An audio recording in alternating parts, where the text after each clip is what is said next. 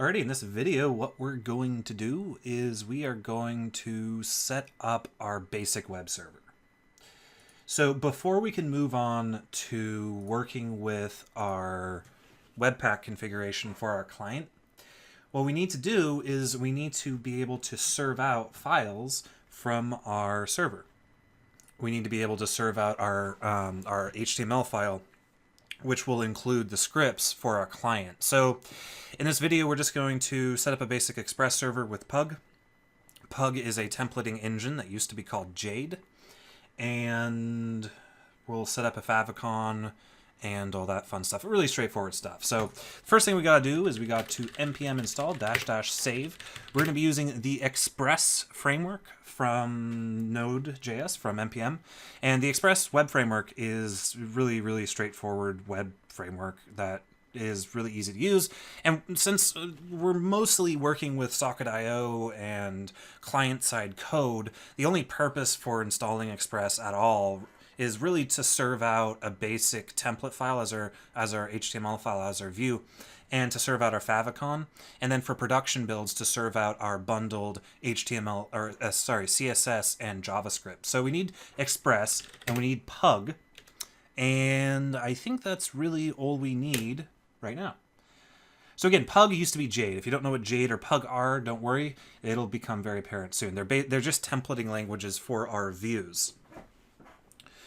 So we'll let that go ahead and install. Now, before we get into actually setting up our server, I am going to go ahead and inside of source server, I'm going to delete blah. And I'll delete test too. We already know that our test stuff works.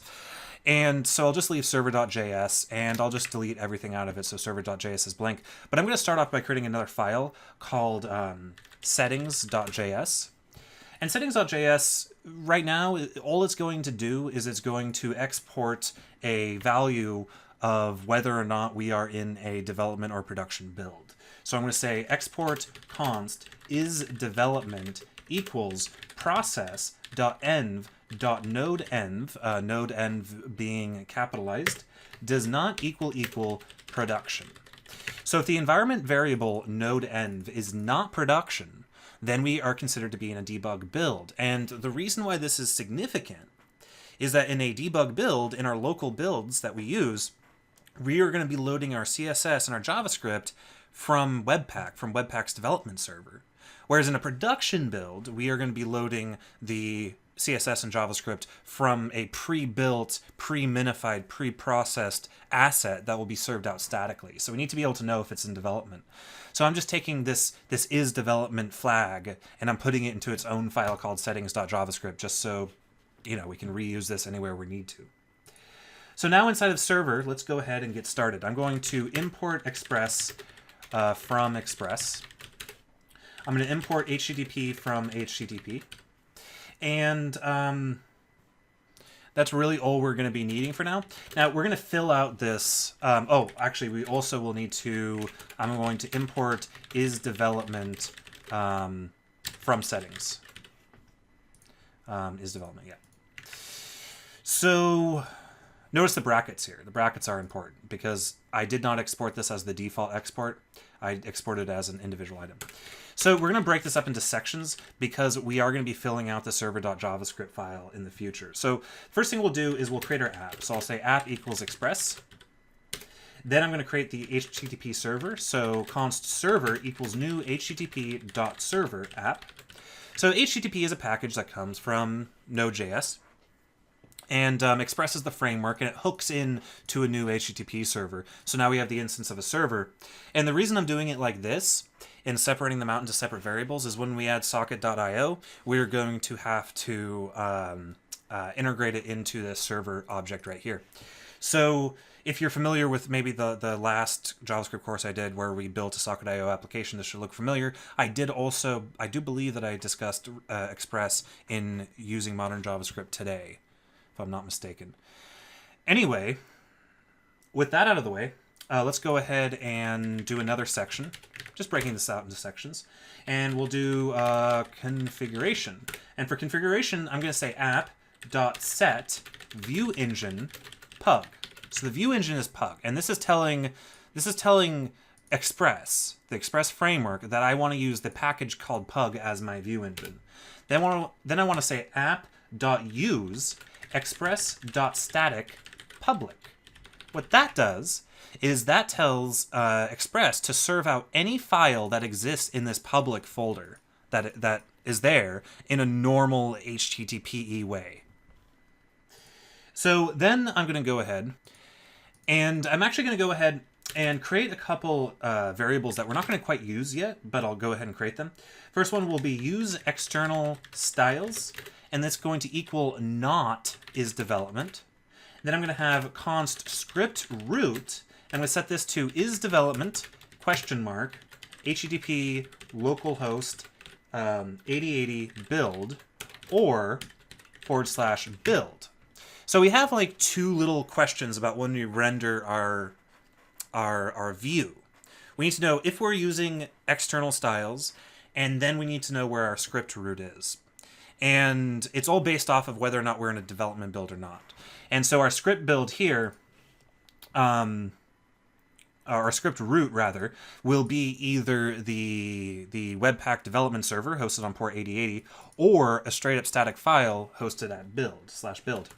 Then what I'm going to do is I'm going to say app.get star recres goes into, and then a function. So this is a handler for Express. What this says to Express, it says if a person requests a path and the file exists in the public directory physically on the file system, serve that file out in an HTTP way.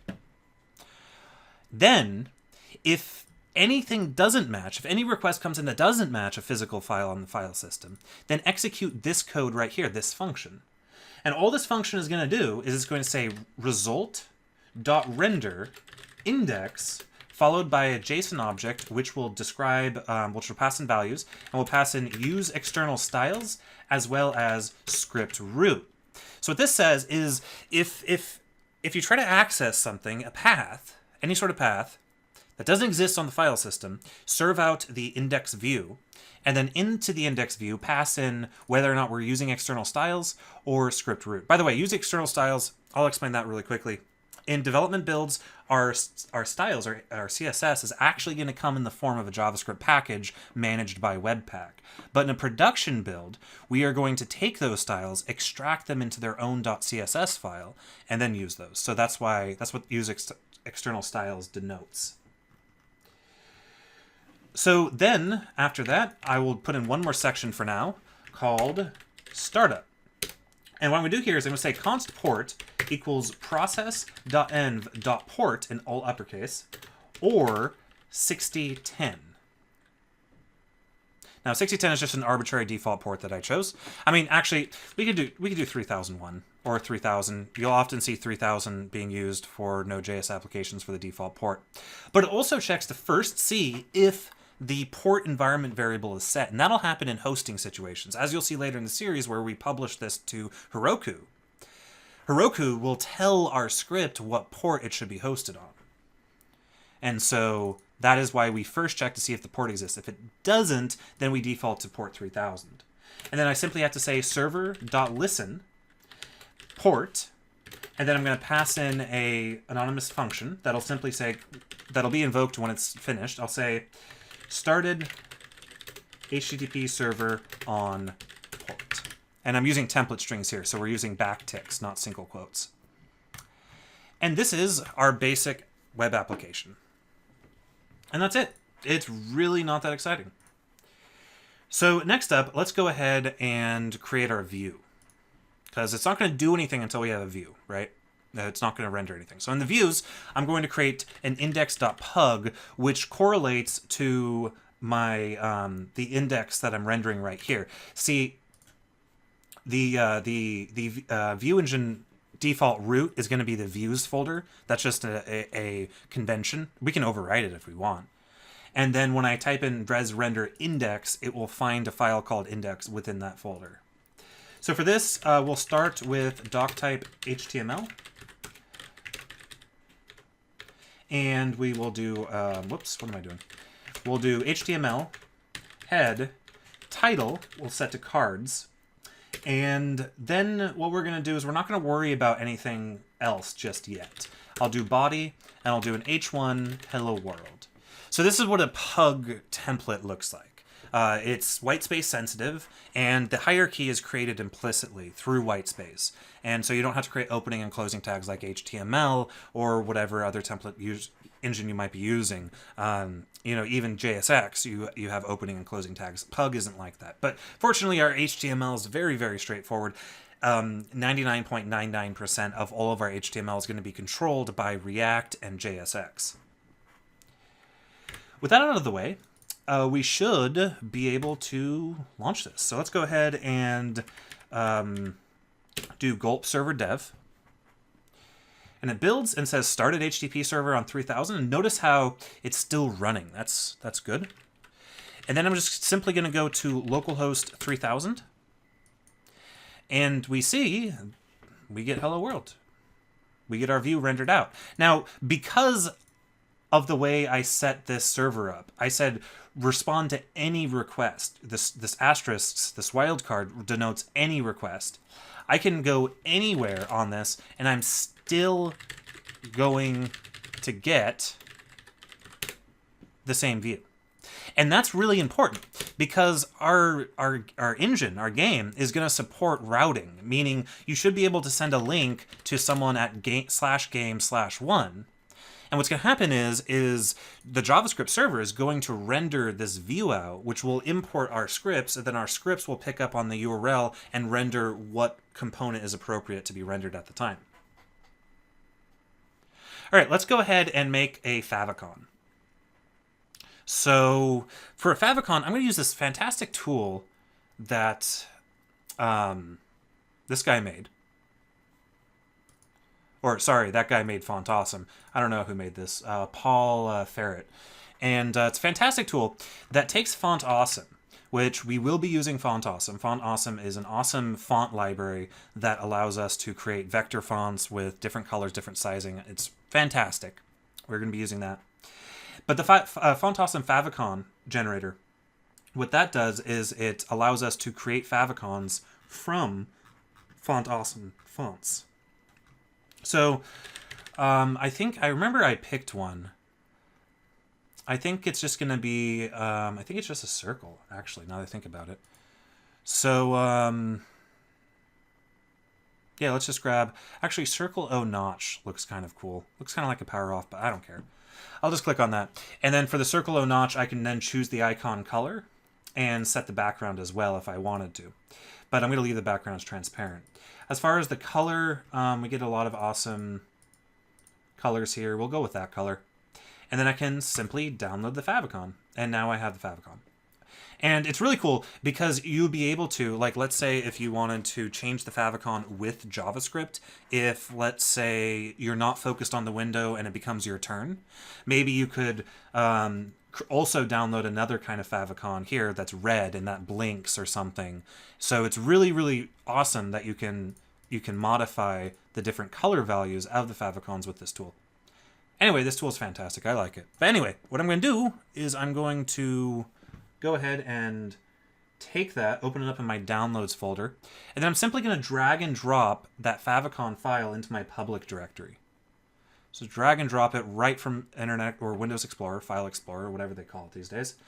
And now I have my favicon. And now all I have to do is rename it to simply favicon. And that's it. Now, when the web browser makes a request to get the favicon, it already updated. Check that out. It just had to refresh. Because the web browser is actually going to make a request to /favicon.ico in order to get that favicon to appear, that icon to appear. But the way we had things set up currently is that anything that didn't exist on the file system would be served that HTML file, and the browser receiving HTML when it wants a favicon the browser will just throw that request out and not render anything. But now that a file physically exists in my public folder, I can now access it through the page. So I can type in favicon.ico. And I see it right there.